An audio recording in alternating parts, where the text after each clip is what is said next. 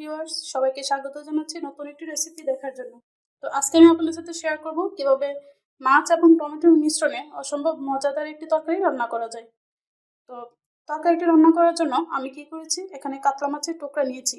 তো আমি মাছটাকে ভালোভাবে ধুয়ে নিয়েছি, আর পেঁয়াজ কুচি নিয়েছি, ধনিয়া পাতা কুচি, কাঁচামরিচ, আর এখানে আমি একটা বড় সাইজের টমেটো কেটে রেখেছি।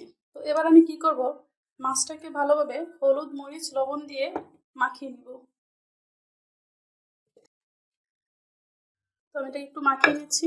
আর আমার আজকের রেসিপিটি অনেকে হয়তো বা পারেন, আবার অনেকে হয়তো বা পারেন না। যারা পারেন না তারা যদি এই প্রসেসিংয়ে এই তরকারিটি রান্না করেন, তাহলে কিন্তু আপনার প্রশংসা না করে পারবেই না।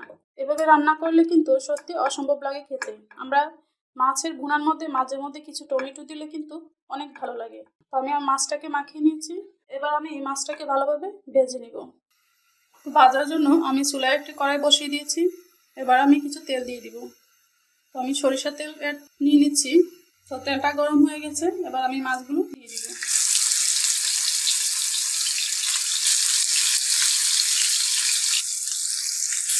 আমি মাছটাকে একটু উল্টিয়ে দিচ্ছি।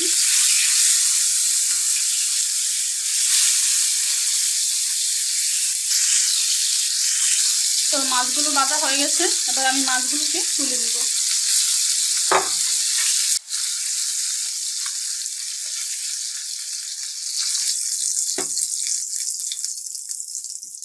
আমি মাছগুলোকে তুলে নিলাম।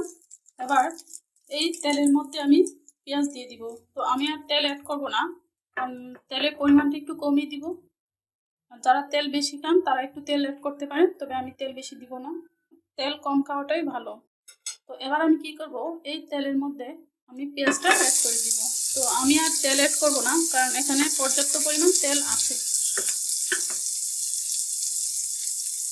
তারপর কাঁচামরিচ দিয়ে দিচ্ছি।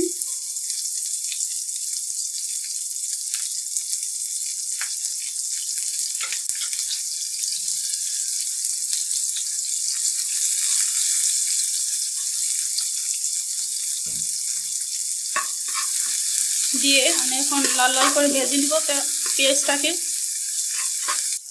তো আমরা দেখতে পাচ্ছি পেঁয়াজটা লাল হয়ে এসেছে। তো এই পর্যায়ে আমি কি করব, কেটে রাখা টমেটোটা দিয়ে দিব।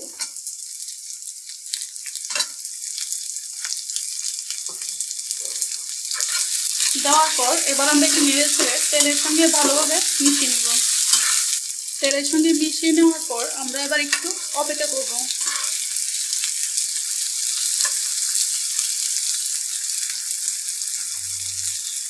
তো দেখেন আমি কি করেছি, টমেটোটাকে একটু ভেজে নিয়েছি। তো এবার আমি একটু পানি অ্যাড করে দিব। তো আমি এখানে পরিমাণ মতো লবণ মরিচ ও হলুদ দিয়ে ভালোভাবে মশলাটাকে কষিয়ে নিচ্ছি। তো আমরা দেখতে পাচ্ছি মশলাটা কষানো হয়ে গেছে। তো এই পর্যায়ে আমি ভেজে রাখা মাছগুলো দিয়ে দিব। দিয়ে আমি একটু মিশিয়ে নিচ্ছি।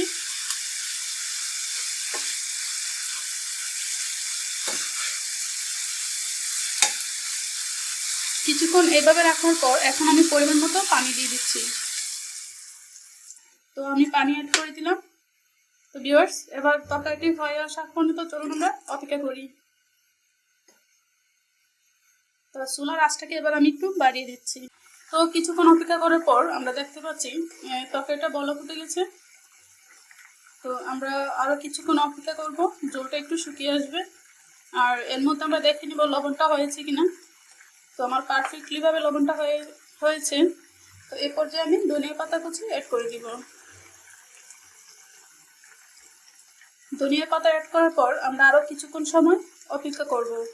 টমেটোর তরকারিতে ধনিয়া পাতা দিলে কিন্তু সুন্দর একটা ফ্লেভার আসে, তরকারিটা খেতেও কিন্তু অনেক ভালো লাগে। তো ভিউয়ার্স, আমরা দেখতে পাচ্ছি এই তরকারির ঝোলটাও একটু শুকিয়ে এসেছে এবং তরকারিটাও হয়ে গেছে। তো এইভাবে রেখে আমি এখন চুলাটাকে অফ করে দিব। আমি আর ঝোলটাকে শুকাবো না, তো আমি চুলাটাকে অফ করে দিচ্ছি। তো আমি এবার একটি বাটিতে নিয়ে নিচ্ছি।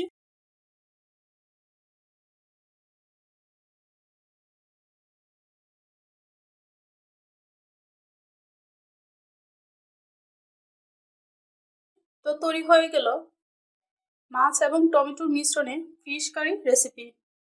এরকমভাবে আসলে মাছের ভুনা করলে কিন্তু খেতে দুর্দান্ত হয়। আমরা কিন্তু অনেকে অনেকভাবে মাছের ভুনা করতে পারি, তবে টমেটো দিয়ে এরকম মাছের ভুনা করলে কিন্তু খেতে অনেক মজা হয়। তো যারা পারেন না তারা কিন্তু এভাবে ট্রাই করতে পারে, অনেক ভালো লাগে খেতে। তো আমার আজকের রেসিপিটা আমি এখানেই শেষ করছি। দেখা হবে নেক্সট কোনো রেসিপিতে। তবে হ্যাঁ, যারা এখনো আমার চ্যানেলটাকে সাবস্ক্রাইব করেনি তারা প্লিজ সাবস্ক্রাইব করে আমার চ্যানেলের সঙ্গে থাকুন, এবং ভিডিওটি যদি ভালো লাগে তাহলে অবশ্যই একটি লাইক দিন। ভালো থাকেন, সুস্থ থাকেন, আল্লাহ হাফেজ।